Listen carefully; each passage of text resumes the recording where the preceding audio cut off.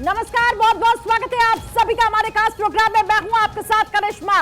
आज हम बात करेंगे राहुल गांधी के दिए गए उस बयान की, राहुल गांधी के उस आरोप की जिसको लेकर विपक्ष इस वक्त काफी ज्यादा एक तरफ संसद से लेकर सड़क तक संग्राम मचाया हुआ है, तो दूसरी तरफ बीजेपी भी काफी ज्यादा हमलावर है। दरअसल विदेश में राहुल गांधी ने भारत को लेकर जो कुछ कहा उस पर जारी घमासान रुकने का नाम नहीं ले रहा। संसद के दोनों सदनों में राहुल गांधी के आरोपों पर सरकार ने पलटवार किया। आज संसद के बजट सत्र के दूसरे चरण का आगाज राहुल गांधी के आरोप को लेकर हुआ। सरकार ने राहुल गांधी से सदन में आकर माफी की भी मांग की। पक्ष और विपक्ष की नारेबाजी के बीच दोनों सदन की कार्यवाही अब दोपहर 2 बजे तक के लिए स्थगित करनी पड़ी। संसद के इस सत्र में करीब 35 बिल पेंडिंग है, जिसमें से 9 लोकसभा में बल्कि 26 बिल राज्यसभा में। ऐसे हंगामे के बीच ये जो बिल है ये पास कराना सरकार के लिए एक बहुत बड़ी चुनौती है और इन सभी मुद्दों पर हम बात करेंगे। एक मजबूत पैनल भी हमारे साथ होगा, लेकिन उससे पहले इस रिपोर्ट के जरिए दिखाते हैं कि अब तक आखिर क्या कुछ हुआ है। राहुल के शब्द विरोध जबरदस्त, विदेश में अपमान, सदन में संग्राम। बजट सत्र का दूसरा चरण, छिड़ा सियासी रण, जंग छिड़ी करारी, राहुल बोलेंगे सॉरी। संसद के बजट सत्र की शुरुआत ही हंगामे के साथ हुई। लोकसभा और राज्यसभा दोनों में जबरदस्त हंगामा हुआ। लोकसभा में रक्षा मंत्री राजनाथ सिंह ने कहा कि विदेश की धरती पर जाकर कांग्रेस सांसद राहुल गांधी ने देश का अपमान किया है। राहुल गांधी को सदन में आकर पूरे देश से माफी मांगनी चाहिए। राहुल गांधी ने लंदन में जाकर भारत को बदनाम करने की कोशिश की है और कहा है कि भारत में लोकतांत्रिक व्यवस्था पूरी तरह से तहस-नहस हो रही है और विदेशी ताकतों को आकर यहाँ पर भारत के लोकतंत्र को बचाना चाहिए कि भारत की गरिमा पर, भारत की प्रतिष्ठा पर उन्होंने गहरी चोट पहुँचाने की कोशिश की है। और अध्यक्ष महोदय, मैं आपसे यह मांग करता हूँ कि पूरे सदन के द्वारा उनके इस व्यवहार को कंडम किया जाना चाहिए और उनको ये आपके द्वारा निर्देश दिया जाना चाहिए कि संसद के फोरम पर आकर वह क्षमा याचना करें। अध्यक्ष महोदय, मैं आपसे अनुरोध करना चाहता हूँ। हंगामे की वजह से लोकसभा को 2 बजे तक के लिए स्थगित कर दिया गया। राज्यसभा में भी राहुल गांधी के बोल पर बवाल हुआ। पीयूष गोयल ने सभापति से मांग की कि राहुल गांधी पूरे देश से माफी मांगे क्योंकि उन्होंने भारत का अपमान किया है। एक विदेशी देश में जाके जिस प्रकार से उन्होंने भारत की सेना का अपमान किया, भारत के सदन का अपमान किया, अध्यक्ष का अपमान किया, जिस प्रकार से उन्होंने प्रेस का अपमान किया, जुडिशरी का अपमान किया, मैं समझता हूँ पूरे देश और हर भारतवासी का उन्होंने माफी मांगनी चाहिए। उन्होंने यहाँ के सेना की माफी मांगनी चाहिए, सदन में आके प्रेस की, जुडिशरी की, भारत में जो लोकतंत्र चल रहा है उस पर उनके प्रहार की माफी मांगनी चाहिए। हंगामे के बीच मल्लिकार्जुन खड़गे ने कहा कि आज देश संविधान के मुताबिक नहीं चल रहा है। सदन में खूब हंगामा हुआ और राज्यसभा भी 2 बजे तक के लिए स्थगित हो गई। यहाँ जो चल रहा है उस विषय के बारे में सारी दुनिया जानती है। अगर हमने कुछ कहा कि डेमोक्रेसी यहाँ पर नहीं चल रही ठीक ढंग से, संविधान के अनुसार नहीं चल रही है, डेमोक्रेसी के उसूलों के तहत नहीं चल रही है कहना, और मैं ये कहना चाहता हूँ सर, मोदी साहब चाइना में जाके कहते हैं हिंदुस्तान में डेमोक्रेसी नहीं है, हिंदुस्तान बचा नहीं है। विदेश में जाकर केंद्र सरकार पीएम मोदी पर सवाल खड़े करना, देश के लोकतंत्र पर प्रश्न चिन्ह लगाना बीजेपी को राहुल के खिलाफ मुद्दा दे गया। बीजेपी राहुल के साथ साथ कांग्रेस को घेर रही है और इस मांग पर अड़ी है कि राहुल गांधी पूरे देश से माफी मांगे। Bureau report, Bharat 24। तो राहुल गांधी क्या माफी मांगेंगे या नहीं? बीजेपी हालांकि इसी मोड में दिखाई दे रही है कि राहुल गांधी जिन्होंने ये स्टेटमेंट दिया है उनको अब माफी मांगनी चाहिए। अब रुक करते हैं हम अपने डिस्कशन की तरफ। प्रेम कुमार जी हमारे साथ जुड़ चुके हैं, वरिष्ठ पत्रकार, इस वक्त स्टूडियो में है। बहुत स्वागत है सर आपका भारत 24 पर। सूर्य प्रकाश मैथिल जी भी हमारे साथ जुड़ चुके हैं, राजनीतिक विशेषज्ञ। बहुत स्वागत है सर आपका भी स्टूडियो में। अमित मिश्रा जी, कंसल्टिंग एडिटर, हमारे साथ लगातार बने हुए हैं। सबसे पहले प्रेम कुमार जी आपके पास आना चाहूंगी। भारत में डेमोक्रेसी नहीं है, लोकतंत्र नहीं है, इस तरीके का आरोप लगाना कितना सही है? देखिए, लोकतंत्र है तभी तो हम आरोप लगा पाते हैं कि लोकतंत्र नहीं है। दोनों ही बातें हैं एक साथ। हमारे देश की लोकतांत्रिक व्यवस्था हमें आज़ादी देती है कि हम इसकी नुक्ताचीनी करें, और लेकिन हमें आरोप, जो ये पूरा प्रकरण जो है, राहुल गांधी को जो देश विरोधी बोलना, कोई नेता कह रहा है देश से निकाल दीजिए, इस तरह से जो बातें की जा रही है, कंटेंट से ज्यादा ये प्रवृत्ति खतरनाक है कि अपने देश में विपक्ष के नेता को या दूसरे तमाम लोगों को जो विपक्ष में है उसको देश विरोधी करार दिया जाए। ये प्रवृत्ति खतरनाक है। आरोप से ज्यादा आरोप की प्रवृत्ति को मैं खतरनाक बता रहा हूं। इसलिए बता रहा हूं कि ऐसा नहीं है कि राहुल गांधी ने अकेले ऐसा कुछ कह दिया जिसको कि आप बोलिए विदेश की धरती से बोला गया। राहुल गांधी प्रधानमंत्री नहीं है। प्रधानमंत्री नरेंद्र मोदी जी ने कितनी बार विदेश जा करके बातें कही और इस रूप में कही कि पहले की सरकार में हिंदुस्तानी जब विदेश में आते थे तो शर्म महसूस होता था हिंदुस्तानी कहने में। यह बात नरेंद्र मोदी जी के वर्जन है। तो क्या इससे देश का सम्मान हो रहा था? और आज अगर लोकतंत्र पर सवाल उठ गया कि हमें बोलने नहीं दिया जाता। अरे सदन में आप जानते हैं कार्यवाही चलती है, विपक्ष हंगामा कर रहा होता है, नारेबाजी कर रहा होता है, एक बार कैमरा नहीं जाता वहां पर, देश देख नहीं पाता कि विपक्ष कर क्या रहा है। ये खुल्लम खुल्ला जो संसदीय परंपरा का उल्लंघन होता है। या कृषि कानून आ गए तो लोग मांग करते रहे कि वोटिंग हो, बिना वोटिंग के पीठासीन अधिकारी ने पारित करा दिया। इससे बड़ा लोकतंत्र पर सवाल और क्या होगा? क्या इस सवालों को उठाना क्या देश का अपमान है, लोकतंत्र का अपमान है, पीठासीन पदाधिकारी का अपमान है, संसद का अपमान है? अगर है तो ये होना चाहिए, ये अपमान होना चाहिए, लोकतंत्र की मजबूती के लिए जरूरी है। ठीक है, आपका भी कहना कि आवाज को दबाया जा रहा है। एसएन सिंह जी इस वक्त बीजेपी प्रवक्ता मेरे साथ जुड़ चुके हैं, बहुत स्वागत है सर आपका। नीरज मिश्रा जी कांग्रेस प्रवक्ता मेरे साथ कनेक्ट हो चुके हैं, बहुत स्वागत है सर आपका भी।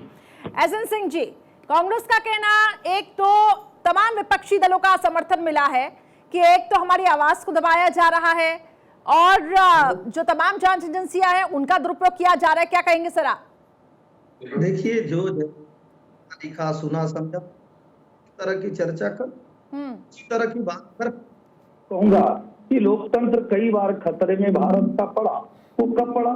जब देश की आजादी होती है और एक छोटे स्वार्थ के लिए, प्रधानमंत्री पद की एक कुर्सी के लिए 10 लाख भाइयों की, हिंदू मुसलमानों की हत्या करा दी जाती है। इस तौर पर लोकतंत्र खतरे में पड़ जाता है। और जब एक बड़ा पेड़ गिरता है, आपका पेड़ गिरता है और सिखों की हत्या हो जाती है, तभी लोकतंत्र खतरे में पड़ जाता है। और जब एक देश में 2 प्रधान 2 विधान को आप स्वीकार लेते हैं, तभी देश के लोकतंत्र खतरे में पड़ जाता है।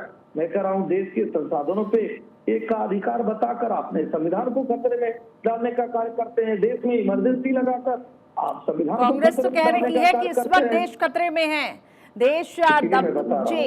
इसीलिए मैं आपको बता रहा हूँ करिश्मा जी कि जो जैसा किया रहता है हर समय उसको वही दिखाई देता है। इसलिए तो हम लोग कहते हैं कि चोर की दाढ़ी में तिनका, क्योंकि हम लोगों ने तो कुछ नहीं कहा। हम तो ये कह रहे हैं, एक वो गाना है करिश्मा जी कि हम पे इल्जाम है कि चोर को क्यों चोर कहा, क्यों सही बात कही, काहे न कुछ और कहा। हमारे प्रेम जी बहुत अच्छी बात कर रहे थे कि लोकतंत्र है तभी तो हम अपनी बात कर पा रहे हैं। लेकिन लोकतंत्र है, आप सांसद हैं, आप संसद में हैं, संसद में अपनी बात नहीं कर पा रहे। लेकिन जब आप हिंदुओं को आतंकवादी कर देते हैं, जब सर्जिकल स्ट्राइक होता है तो आप ऐसे भाषा का प्रयोग करते हैं जिसका दुश्मन देश फायदा उठाता है, तो निश्चित तौर पे सवाल बनेगा।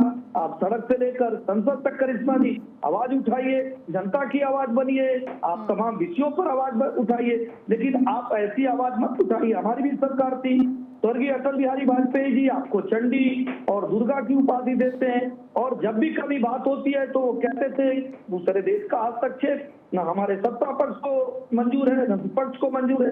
लेकिन आप यूरोप से, यूके से, यूएस से अगर हस्तक्षेप करने के लिए कहते हैं तो ये क्या दिखाता है? ठीक है नीरज मिश्रा जी, अंतर्राष्ट्रीय स्तर पर भारत खुद को मजबूत कर रहा है, लेकिन वहां जाकर इस तरीके के स्टेटमेंट देना हिंदुस्तान की छवि को धूमिल करना है, बीजेपी का कहना है।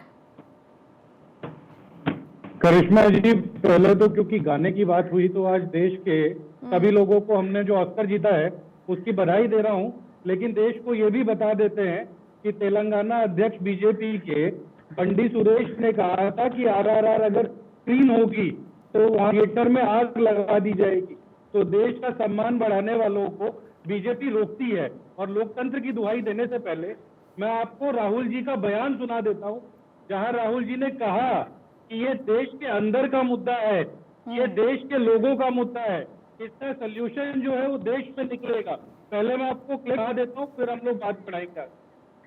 ठीक है, ठीक है, ठीक है, ठीक है, वो बयान हमने सुना है, लेकिन कहीं ना कहीं ये सवाल उठ रहे हैं इस वक्त। अब आगे बढ़ते हैं, सूर्य प्रकाश मैथिल जी क्या कहेंगे सर? क्योंकि एक तरफ तो यहाँ पे दोनों ही तरफ से आरोप प्रत्यारोप लग रहे हैं, लेकिन सवाल ये है सदन में आखिर बाकी चीजें कैसी होंगी जो महत्वपूर्ण विधेयक हैं। शब्दों, आप यहाँ पे देख रहे हैं किस तरीके से शब्दों की मर्यादा को तार तार किया जा रहा है। धन्यवाद करिश्मा जी। पहले आपको, आपके सभी दर्शकों को भारत माता की जय और वंदे मातरम। देखिए करिश्मा जी, ये बहुत ही दुखद और निंदनीय है कि भारत के विरुद्ध इस प्रकार की स्टेटमेंट विदेशी धरती पर राहुल गांधी जी दे रहे हैं। और आप देखिए कि उन्होंने क्या कहा है। अभी ये सुनवाना चाहते थे बयान, तो मैं उस बयान के कुछ मोटा मोटी अक्षर बता देता हूं कि चीन के जो कम्युनिज्म है वो बहुत ही अच्छा है। मैंने कश्मीर के अंदर आतंकवादी को देखा, उसने मुझे देखा, वो मुस्कुराया, उसने मेरे संग कुछ नहीं किया। हमारे यहाँ लोकतंत्र खतरे में है।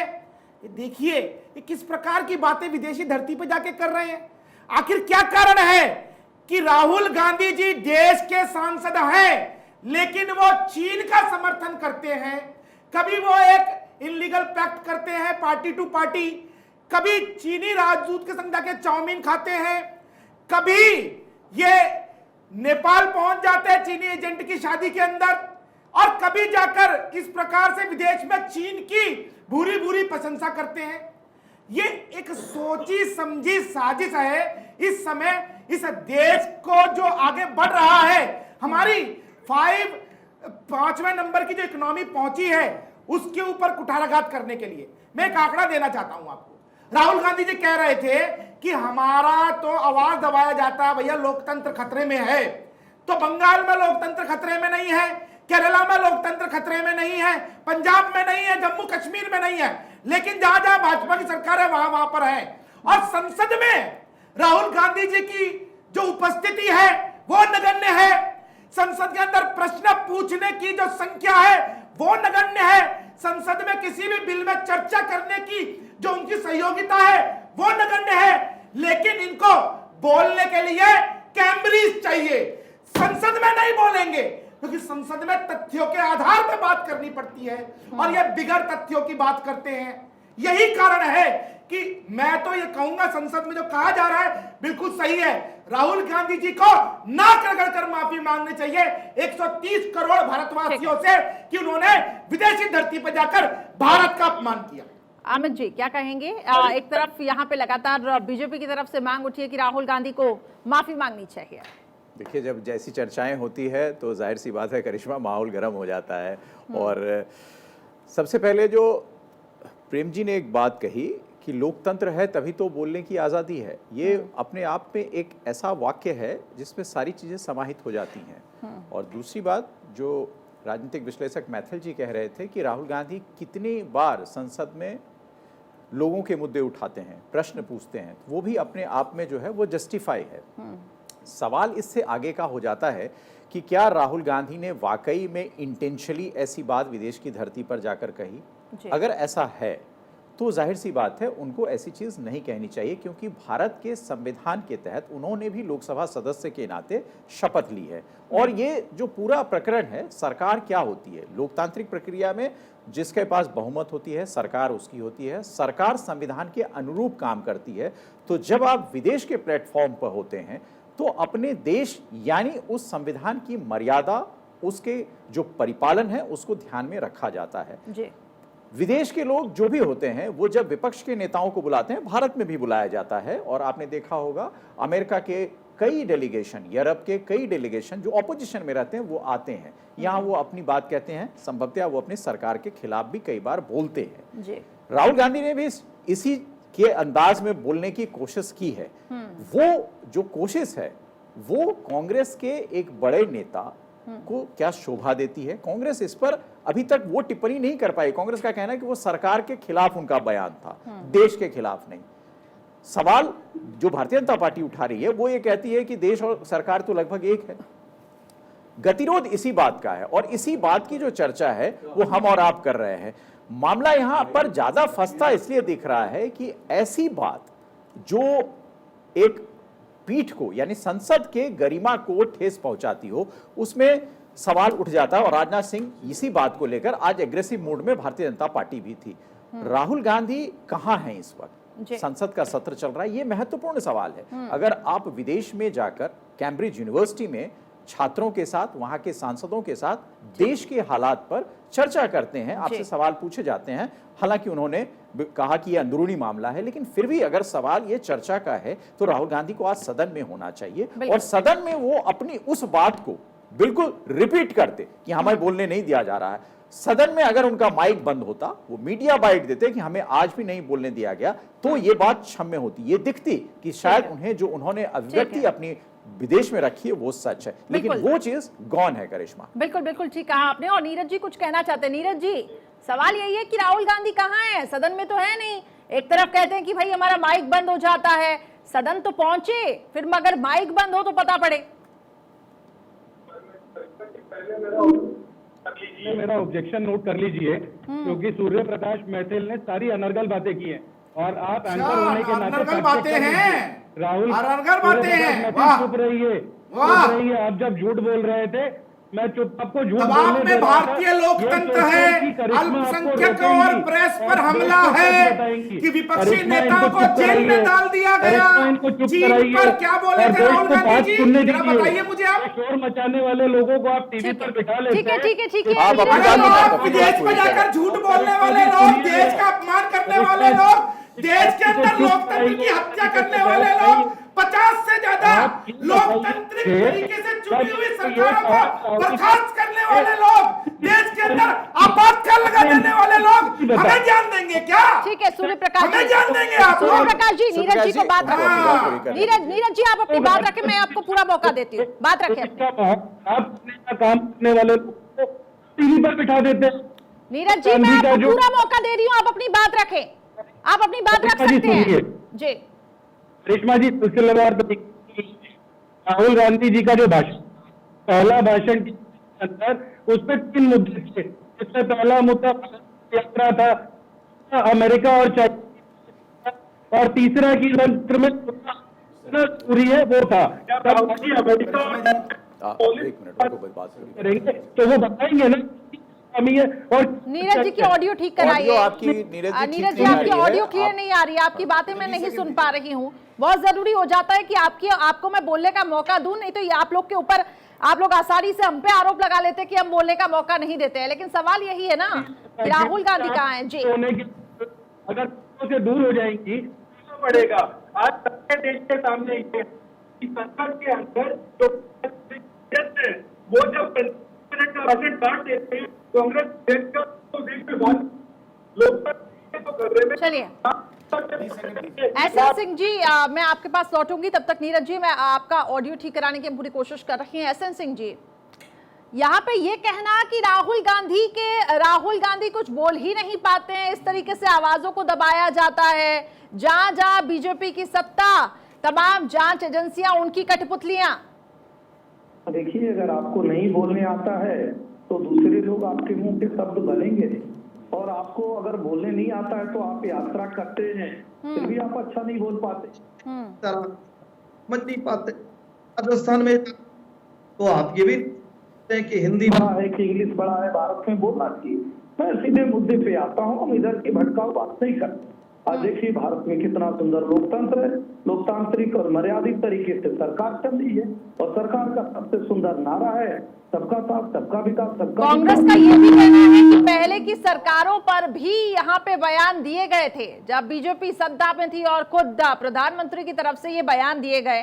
कांग्रेस का तो ये भी बड़ा आरोप है, तो फिर कांग्रेस पर ही आखिर क्यों आक्रमण? मल्लिकार्जुन खड़गे ने आज भी इस चीज की तस्दीक राज्यसभा में की है कि प्रधानमंत्री जी ने शंघाई में, चीन में एक बयान दिया था, उन्होंने फ्लोर ऑफ द हाउस इस बात को कहा है। तो ये जो प्रक्रिया है ये पहले भी चली है। इस बात के लिए कांग्रेस उतनी ही एग्रेसिव है जितनी भारतीय जनता पार्टी एग्रेसिव है।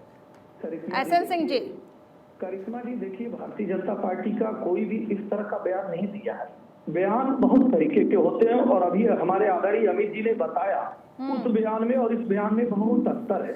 आप पूरी तरह से लोकतंत्र को चौपट बताएंगे, जबकि भारत में अगर सड़क बनाने का कार्य हो रहा है, अगर आवास देने का कार्य हो रहा है, बिजली देने का कार्य हो रहा है, पानी, सड़क, सुरक्षा, वो जो कुछ भी हम दे रहे हैं सबके लिए दे रहे हैं। सरहदों की रक्षा की जा रही है, सबके लिए किया जा रहा है। विकास के कार्य किए जा रहे हैं, सबके लिए किए जा रहे हैं। पहले की सरकारों में जब यहाँ पे कार्य होता था और देश के संसाधनों पे एक अधिकार बताया, यानी कि ये कहना है आपका कि पहले की सरकारों में काम नहीं होता था, जब से बीजेपी की सरकार आई है काम हो रहा है। करिश्मा जी काम होता था, लेकिन एक धर्म के लिए आप छूट देते थे, कहते थे आप अपने धर्म की पूजा कर सकते हैं, अपने धर्म का विकास कर सकते हैं, अपने धर्म की शिक्षा दे सकते हैं, अपने धर्म के लोगों को सब्सिडी दे सकते हैं। ऐसा कार्य नहीं होता, ऐसा कार्य संविधान नहीं करता है। संविधान ये भी नहीं कहता है कि एक धर्म के लोगों के लिए कार्य करिए और दूसरे धर्म के लिए नहीं करिए। सर्वधर्म, सभी की बात, सभी की चिंता, यही तो धर्म है और यही तो भारतीय जनता पार्टी कर रही है। कोई एक ऐसा कारण, नीरज मिश्रा जी, आप तक मेरी आवाज पहुंच रही है जो हम धर्म, जाति, क्षेत्र, वर्ण, वर्ग देखकर कर रहे हैं? जी कहिए सर अपनी बात। अब करिश्मा जी, मैं भाजपा के प्रवक्ता की बात सुनकर बड़ा हंस रहा था कि ये किस तरीके की बात कर रहे हैं। आज हिंदू मुसलमान पर बहस है क्या? और अगर ऐसा होता तो पिछले 75 साल में ये देश जो जैसा कह रहे हैं ना 5वीं सबसे बड़ी इकोनॉमी बनी, तो जब 1947 में हम लोग आजाद हुए और वो कांटों का ताज नेहरू जी ने पहना, जब इस देश के पास ना तो खाने के लिए अनाज था, ना पढ़ाने के लिए कॉलेज और स्कूल थे, ना कुछ बनाने के लिए फैक्ट्री थी, वो नेहरू जी ने वो विजन बनाया और देश को आज इस समय पर लेकर आए हैं जिसके अंदर ये ऐसी अनर्गल बातें कर लेते हैं। मैं करिश्मा जी, जब ऑडियो ब्रेक हुआ तो मैं ये कह रहा था कि राहुल जी ने जो इंग्लैंड में भाषण दिया, उस भाषण को एकदम तथ्यात्मक रूप से देखिए तो उन्होंने क्या कहा कि 1.5 घंटे का बयान अगर कांग्रेस अध्यक्ष खड़गे जी राज्यसभा में देते हैं तो पीठासीन जो अध्यक्ष हैं वो 45 मिनट का भाषण काट देते हैं। अब मुझे बताइए उन्होंने ऐसी क्या बात कही थी जो अलोकतांत्रिक थी? आज अगर देश के अंदर हम लोग बहस की बात करते हैं, मेरे नेता ने तो आपको नोटबंदी पर चेताया, मेरे नेता ने आपको कोविड पर चेताया, मेरे नेता ने आपको अडानी के ऊपर चेताया। आप लोगों से आगे इसके हम ये चर्चा जारी रखेंगे तो ये तो सब तो लगातार हमारी ये बहस जारी है कि राहुल गांधी को माफी मांगनी चाहिए कि नहीं मांगनी चाहिए। जिस तरीके से आरोप उन्हें लगाए हैं, बीजेपी का ये कहना है कि राहुल गांधी माफी मांगे। हालांकि आपको बता दें कि 2 बजे तक के लिए ये कार्रवाई दोनों ही सदनों में स्थगित कर दी गई है। लेकिन बड़ा सवाल ये है कि आखिर क्या बीजेपी का जो कहना है कि हिंदुस्तान की छवि धूमिल हुई है, क्या ये सही है? और कांग्रेस का ये कहना है कि तमाम जांच एजेंसियों का दुरुपयोग किया जा रहा है। आज इसी पर ही हम चर्चा कर रहे हैं। प्रेम कुमार जी, वरिष्ठ पत्रकार, लगातार हमारे साथ बने हुए स्टूडियो से। प्रेम कुमार जी, अभी तक तो सदन में, क्योंकि अब तो कार्रवाई खैर स्थगित हो गई है, लेकिन राहुल गांधी पहुंचे नहीं थे। सवाल ये है कि एक तरीके से आप कह रखे हैं कि आपकी आवाज को दबाया जा रहा है, माइक बंद हो जाते हैं। आप सदन में तो पहुंचिए, अपनी बात को तो रखिए। यहाँ करिश्मा जी ये स्पष्ट करना जरूरी है कि पहले से राहुल गांधी के विषय पर बातचीत होना कोई तय नहीं था। तो ये चूंकि वो नहीं थे इसलिए स्ट्रेटेजिकली इस बात को उठाया गया, ये भी महत्वपूर्ण है।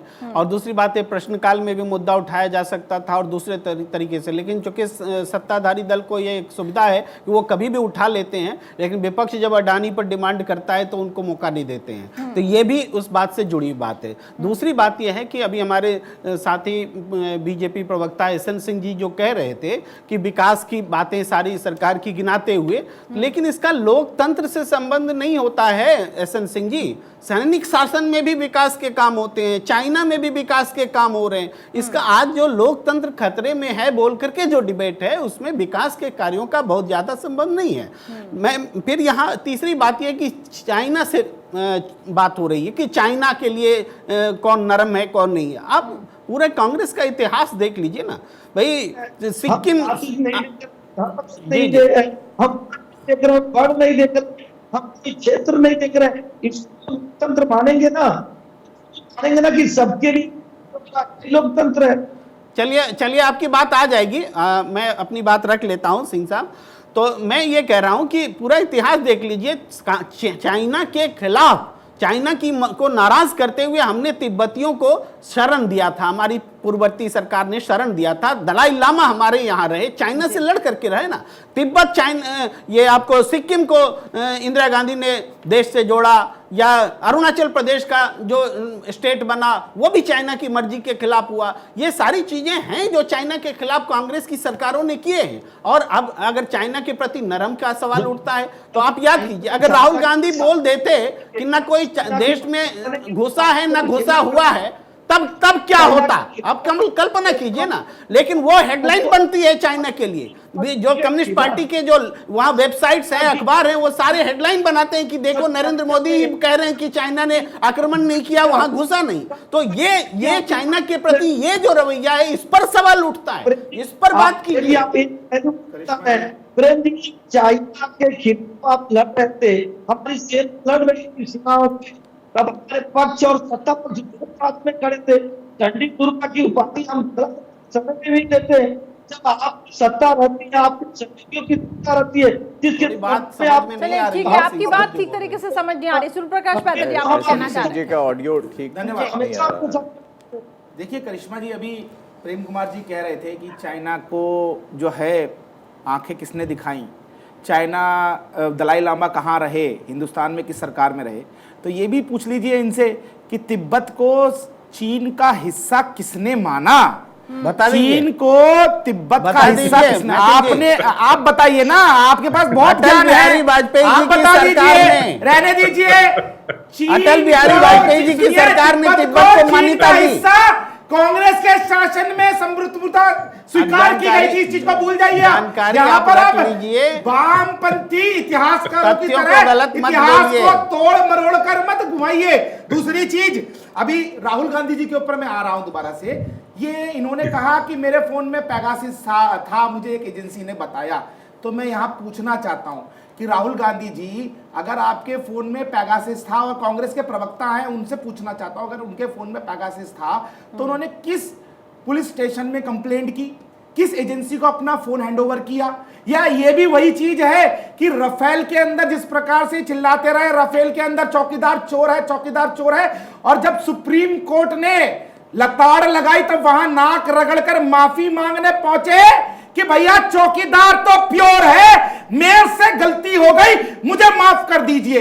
जब सुप्रीम कोर्ट के अंदर तुम माफी मांगते हो अपने झूठ के ऊपर, तो आज फिर जिस प्रकार से चीन का महिमा मंडन किया गया कि चीन के अंदर इतना इंफ्रास्ट्रक्चर डेवलप्ड है, चीन तो बहुत ही शांति प्रिय देश है, वही चीन जिसने इस देश के ऊपर हमला किया, हमारा 90,000 वर्ग किलोमीटर क्षेत्र कब्जा कर लिया, आपने हवाला देकर जो बयान दिया गया वो शांति प्रिय है, उस पर खंडन पेश किया गया।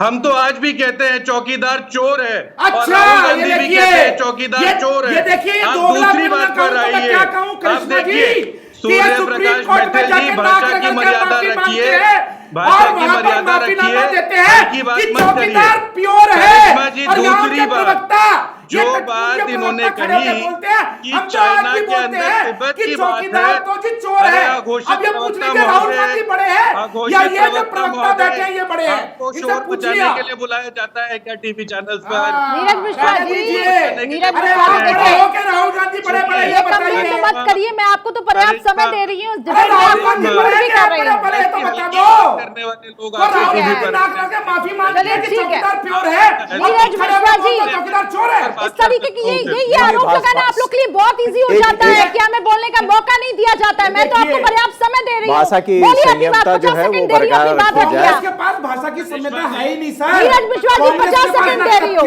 ठीक है पॉइंट है सर, रुकिए। इनके नेता को सुप्रीम कोर्ट में बोलते हैं कि हमें माफ कर दीजिए, और यहाँ इनके प्रवक्ता बोलते हैं कि भैया 50 सेकंड हम उनको सुन लेते हैं ना। नीरज मिश्रा, नीरज मिश्रा जी अगले 50 सेकंड आपके, बोलिए।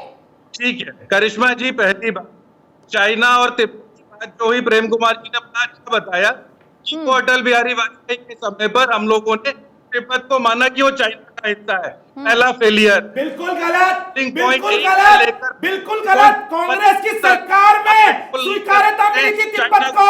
झूठ मत बोलिए यहाँ बैठकर। 90,000 वर्ग मीटर चीन को किसने दिया था, भारत का हिस्सा, ये भी बता दीजिए। भाजपा ने 2,500 करोड़ रुपए और सुरक्षा परिषद में चीन को किसने भारत की सीट दी थी, ये भी बताइए। की बात किया करते थे प्रधानमंत्री ने अपना गुजरात बैठकर उसके अंदर चाइना से कर दिया, तो चाइना के सामने नतमस्तक तो प्रधानमंत्री है। चोर की बात हुई, राहुल गांधी ने आज तक माफी नहीं की।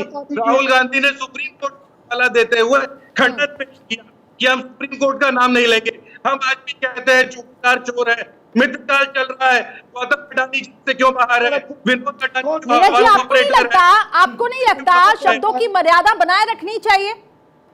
करिश्मा जी, मैं तो बड़ी सभ्यता से आपसे बात करता हूँ। मैंने तो एक भी हल्की तथ्य पर बात की है और यही दिक्कत है। झूठ फैला रहे सामने रखते हैं तो जो लोग हल्की करने वाले होते हैं उनको दिक्कत हो जाती है। सुनिए, आज राज्यसभा के अंदर ये मामला क्यों उठा? राहुल गांधी राज्यसभा के कुछ सदस्य है नहीं। आज तो वहां बात होनी थी कि देश गरीब जनता का जो पैसा है वो अडानी को क्यों दे दिया, तो जो हवाला ऑपरेटर है आज बाहर क्यों है। आज देश ज्वलंत है और लद्दाख के अंदर चाइना घुसकर बैठा हुआ है।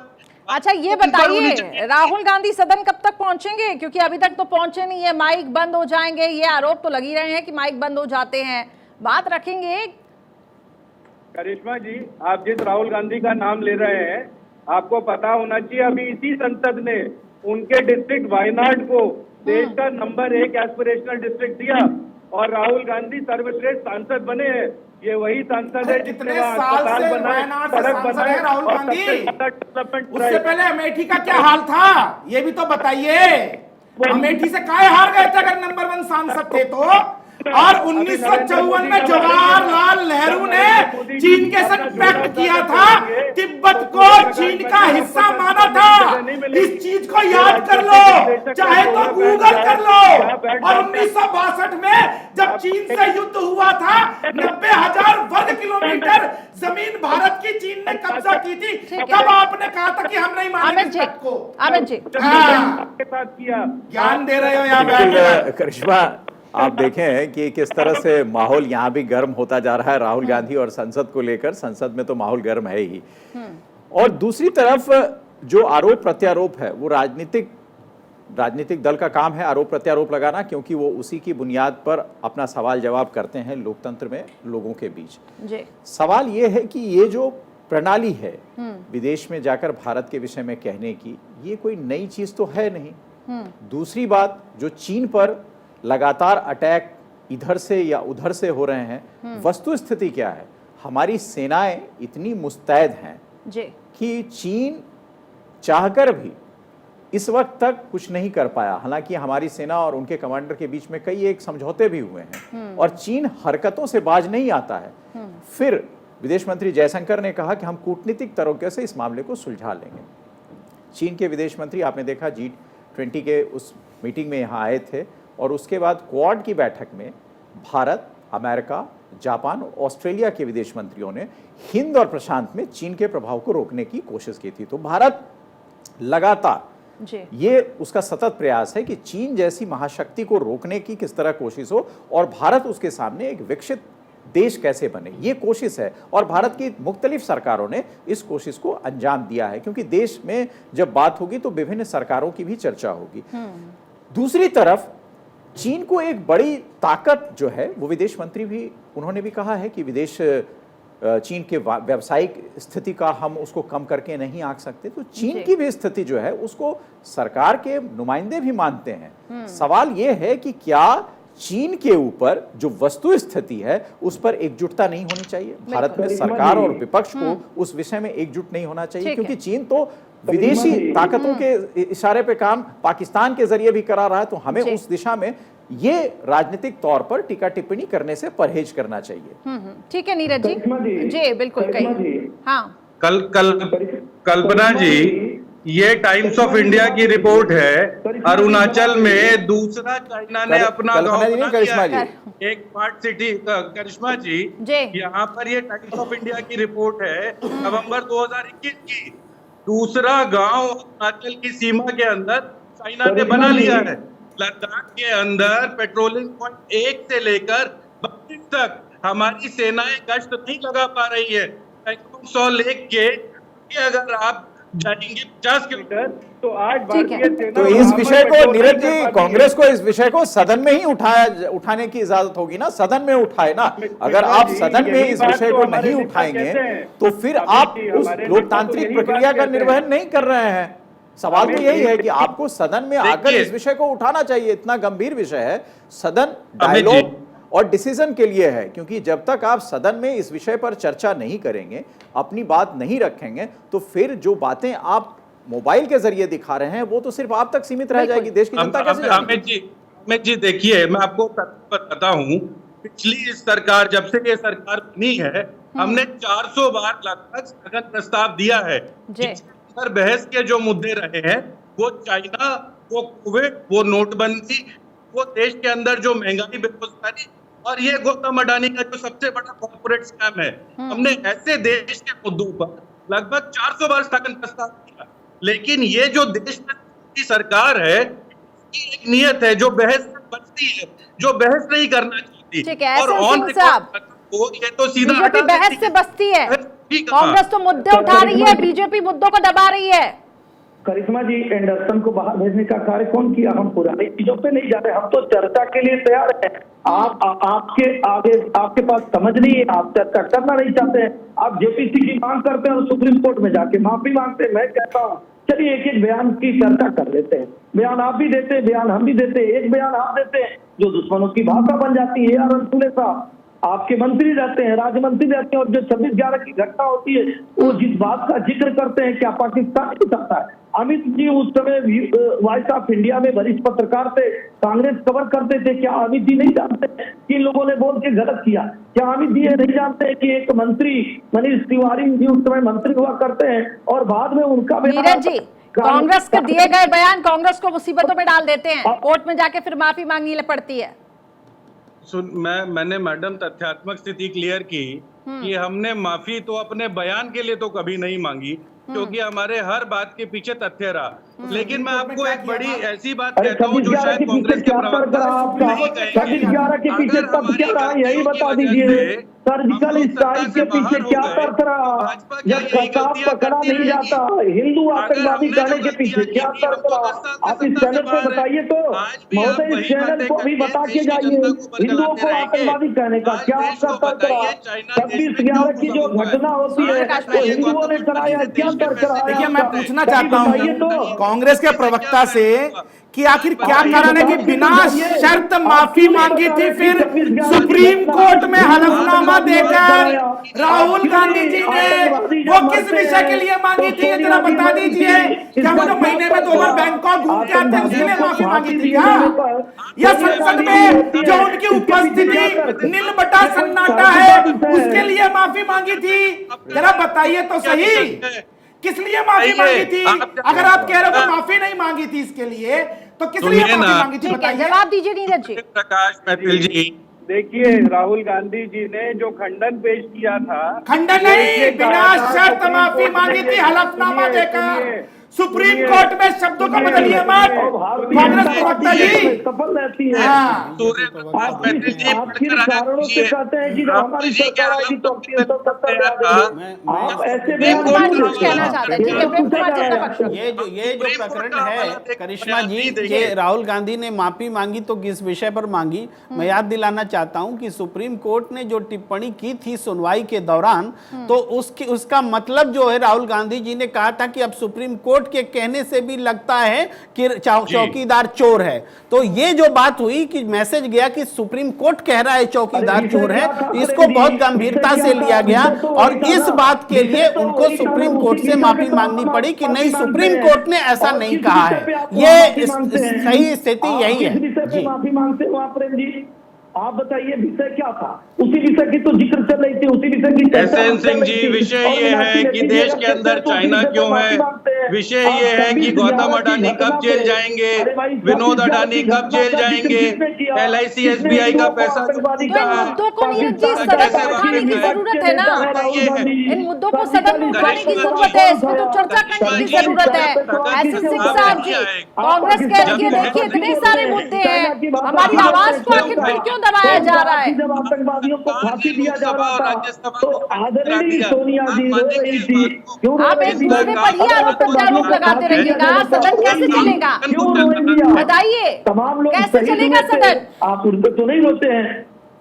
अपने अपने सरकार की उपलब्धियां, अपने अपने सरकार के कार्यकाल की उपलब्धियां अगर एक दूसरे को गिनाते रहेंगे तो जो चर्चा का विषय है उस पर कैसे चर्चा होगी? और इतने बिल जो है करिश्मा, उन बिलों का क्या होगा जिसके लिए संसद है, यानी संसद संवाद के लिए है। बिल विधायिका का एक स्तंभ है, उसमें जो जनता से जुड़े मामले हैं उन बिलों पर चर्चा होनी है। लगभग 35 बिल हैं जिस पर संसद में चर्चा होनी है। बजट का पूरा आयाम पास होना है और आज बजट सत्र के दूसरे दिन का पहला चंक जो है शुरू होते ही सरकार और विपक्ष दोनों आमने सामने है। तो कुल मिलाकर स्थिति फिर वहीं पहुंच जाती है। फिर जनता के पैसे से जो सदन की कार्रवाई चल रही है, जो सरकार में से प्रश्न पूछने की स्थिति सांसदों की है, वो उस पर विराम लग जाता है और वो सवाल बदस्तूर जारी रह जाता है। करिश्मा, बिल्कुल। अमित जी, जब देश आजाद होता है, हमारे देश में टाटा, बिरला, अंबानी, अदानी, ये क्या भारतीय जनता पार्टी की सरकार में जन्म लेते?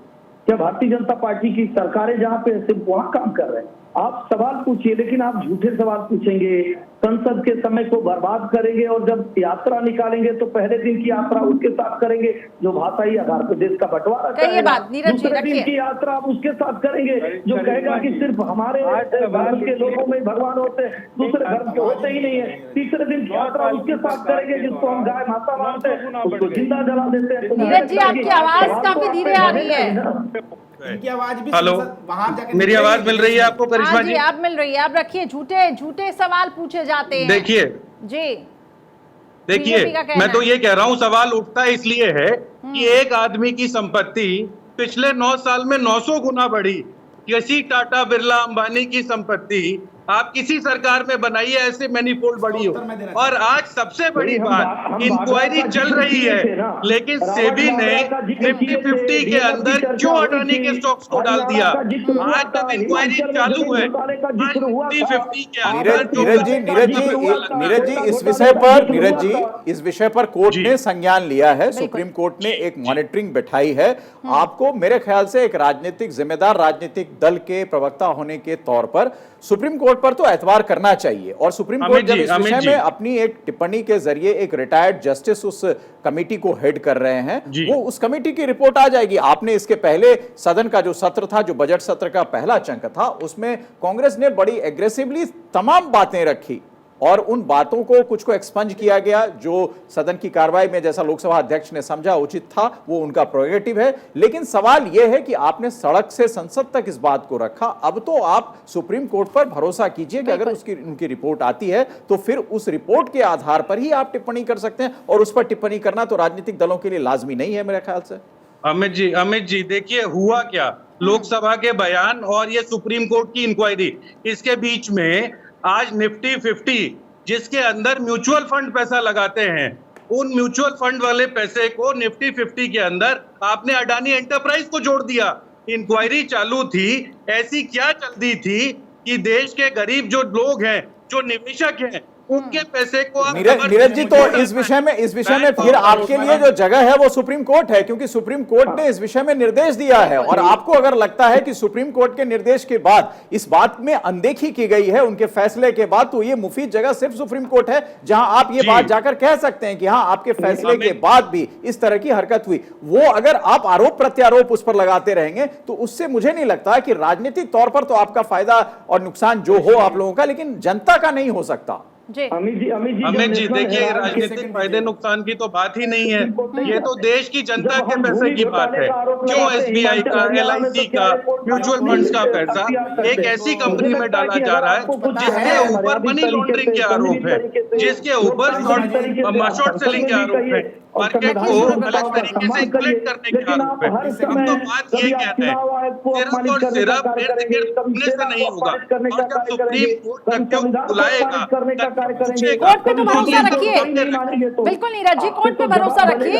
ये सब अभी जांच के दायरे में है। सूर्य प्रकाश मैथिली, देखिए अभी बुलाया जाएगा तो कह रहे थे कि अडानी जी कब जेल जाएंगे। मैं इनसे पूछना चाहता हूँ, ये सामने बैठे हैं, इन्होंने कहा कि अडानी जी कैसे 9 साल में विश्व के दूसरे नंबर के जो अमीर बन गए, बिल्कुल ठीक बात है, आपका प्रश्न वाजिब है, क्योंकि देश की अर्थव्यवस्था जो है वो 5वीं सबसे बड़ी अर्थव्यवस्था बन गई। भारत के जो उद्योग घराने हैं वो विदेशों में जाके कंपनियों का एक्वायर करें। लेकिन मैं पूछना चाहता हूं आपसे, कांग्रेस के प्रवक्ता जी, मैं पूछना चाहता हूं कि आखिर अडानी जी 2014 से पहले अगर 600 नंबर पे थे तो वो किस आधार पे 600 नंबर पे पहुंच गए थे? क्या उनको पहले वो चने की रेहड़ी लगाते थे क्या डीएससी और एनएससी के सामने? तब भी वो एक बिजनेसमैन थे, उनके पोर्ट थे और उसके अलावा एयरपोर्ट्स थे, गैस था, कोल था, माइनिंग था उनके पास में, उसका एक्सपेंशन हुआ। लेकिन मैं एक और बात पूछना चाहता हूं आपसे, चलिए अडानी के पास तो इंडस्ट्री है और अंबानी के पास भी इंडस्ट्री है, देश के जो जितने भी व्यापारिक प्रतिष्ठान है वो बिजनेस कर रहे हैं, लेकिन राहुल गांधी जी की संपत्ति कैसे बढ़ रही है? और आपके जीजा जी जो टूटी हुई गाड़ी में घूमते थे वो लेक्सस में कैसे घूम रहे हैं? सैकड़ों करोड़ रुपए की प्रॉपर्टी कैसे बना ली? रात बिरात जब से शादी हुई दीदी से जीजा जी की, वो करोड़पति अरबपति कैसे बन गए? जरा मुझे बता दीजिए ना। Vadra chemicals, Vadra mining, Vadra gas, Vadra petroleum कहां चलते हैं? उत्तर दीजिए। प्रकाश पैथिल तैयार रहिए, कोर्ट में घसीटा जाएगा और जो झूठ आपने अभी बोला है जवाब आप कोर्ट में दीजिएगा। अरे रहने दीजिए, ज्ञान मत दीजिए। मैं पूछ रहा हूँ जीजा जी की परिसंपत्ति कैसे बढ़ गई? प्रेम कुमार जी, ये तो बताइए। प्रेम कुमार जी की संपत्ति का ध्यान रखिए और जवाब नहीं है देने के लिए कोर्ट की धमकी देनी शुरू कर दी। बात किया करिएगा। अरे जीजा जी की परिसंपत्ति का तो बता दीजिए। डिस्कशन वो है ही नहीं। डिस्कशन वो देखिए प्रेम कुमार जी चाइना के बारे में बात नहीं हो। देखिए ये जो चर्चा हो रही है लोकतंत्र पर, हमें तो लगता है कि लोकतांत्रिक व्यवस्था में ये बहुत अच्छा है कि एक बार सदन में बढ़िया से चर्चा हो जाए कि लोकतंत्र वास्तव में खतरे में है तो कैसे है, इस पर बढ़िया से चर्चा ही हो जाए। इसी बहाने, राहुल गांधी के ही बहाने, तो ये एक अवसर है जब हम अपने आप को झांकते हैं, देखते हैं और लोकतंत्र को मजबूत करते हैं। हम उम्मीद करते हैं कि पक्ष और विपक्ष दोनों इस मुद्दे पर सदन में अच्छी चर्चा करेंगे। जो सवाल उठ रहे हैं, जो लोकतंत्र पर खतरे के रूप में जिन बातों को विपक्ष चिन्हित कर रहा है, उस पर संसद में सत्ताधारी दल भी जवाब देगी। बिल्कुल बिल्कुल, और सकारात्मक तौर पर चर्चा होनी चाहिए ताकि समय किसी का भी जाया ना जाए और पक्ष और विपक्ष एक दूसरे को मिलकर चलना होगा और तभी ये चर्चा आगे जाके सकारात्मक हो पाएगी और कुछ ना कुछ देश का भी यहाँ पे भला होगा। बहुत बहुत शुक्रिया आप सभी मेहमानों का हमारे साथ जुड़ने के लिए। साथ ही कंसल्टिंग एडिटर अमित विश्वास जी भी हमारे साथ जुड़े थे, बहुत शुक्रिया अमित जी हमारे साथ जुड़ने के लिए।